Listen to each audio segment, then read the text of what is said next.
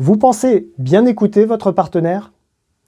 Vous avez probablement tort si vous vivez des disputes récurrentes dans votre couple. La plupart d'entre nous n'écoutons notre partenaire que dans l'objectif d'apporter une réponse. Le problème, c'est qu'on passe à côté de l'essentiel. Ce que l'autre essaie vraiment de nous dire. Et le pire, c'est que le réflexe le plus commun est soit de trouver une solution, soit, encore pire, de minimiser, ce qui ne fait qu'empirer le problème. Imaginez que votre partenaire vous parle de son problème de boulot. Est-ce que votre premier réflexe, c'est de chercher la solution? Tu devrais faire ça. Pourquoi tu n'as pas dit ça? Voilà ce que tu devrais faire. C'est ce que j'appelle le mode solution. L'effet est désastreux. Même si vous le dites avec un peu plus de tact, votre solution est prise pour un déni de ce que votre partenaire ressent. Alors que l'autre a besoin d'être entendu dans sa souffrance, vous le renvoyez à « il n'y a qu'à », qui ne fait que souligner combien vous le sous-estimez. Si la solution était si évidente, mais pourquoi n'y a-t-il pas pensé par lui-même?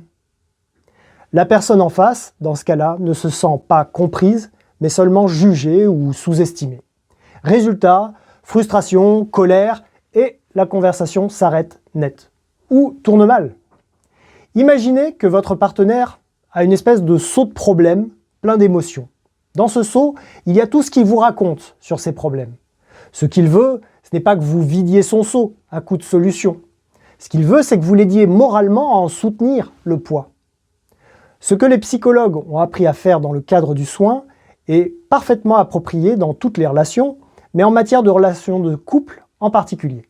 Ça s'appelle l'empathie. Et si le mot est aujourd'hui relativement connu, son usage est bien moins répandu qu'il ne devrait. L'écoute empathique, c'est l'art de se mettre dans les chaussures de l'autre, sans les juger. C'est comprendre sans nécessairement être d'accord et surtout sans vouloir résoudre quoi que ce soit. Voici les 3 piliers de l'écoute empathique qui vous donneront une stature de fin psychologue sans avoir besoin de faire de longues années d'études. 1. Je vois que, et derrière, une observation. Vous décrivez ce que vous voyez sans interpréter. Par exemple, je vois que tu soupires. C'est un fait, quelque chose que vous observez, un point sur lequel n'importe qui dans la pièce serait d'accord. Ensuite, on entre dans l'interprétation. 2. Je pense que tu dois te sentir. Et là, on nomme une émotion, sans chercher une solution. Je pense que tu ressens ceci. Je pense que tu dois te sentir frustré, agacé, fatigué par cette situation. C'est une interprétation. Vous faites une hypothèse qui peut être réfutée ou corrigée.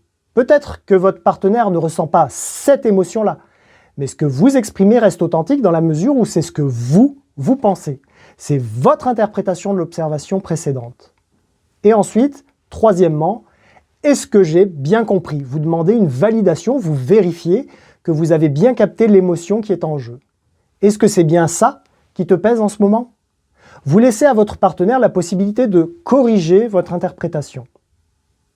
Alors, l'effet magique, c'est que quand on se sent compris, il n'y a plus rien à expliquer.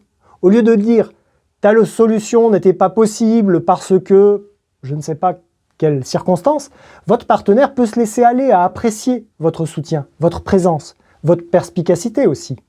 La tension redescend et le lien se renforce. Le plus beau, c'est qu'une fois que vous avez pris ce nouveau réflexe, c'est plus facile à utiliser que de trouver la solution à tout prix d'un problème sur lequel vous n'avez parfois aucune prise. Votre rôle, c'est d'être un miroir émotionnel, un refuge. Et ça ne demande aucune autre compétence technique que celle de vous mettre à la place de votre partenaire pour essayer de ressentir ce qu'il ressent. En retour, votre couple devient un espace où chacun peut être vulnérable sans crainte. C'est ça la vraie sécurité émotionnelle. Les couples qui vont bien ne sont pas ceux qui n'ont jamais de problème. Ce sont ceux qui ont appris à s'écouter mutuellement, même dans la tourmente. C'est la première brique d'une relation épanouie dans laquelle vous serez en paix. Ne cherchez rien à répondre. Cherchez à comprendre son ressenti. Prétendre trouver une solution, c'est généralement néfaste. Dans la prochaine vidéo, nous verrons comment demander un changement sans que ça passe pour une critique.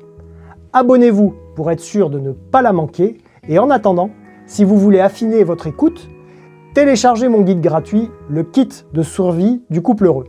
Le lien est dans la description et partagez cette vidéo à vos amis qui galèrent, ils vous en seront reconnaissants. À très vite et n'oubliez pas, prendre soin de son couple, c'est la meilleure façon de prendre soin de soi.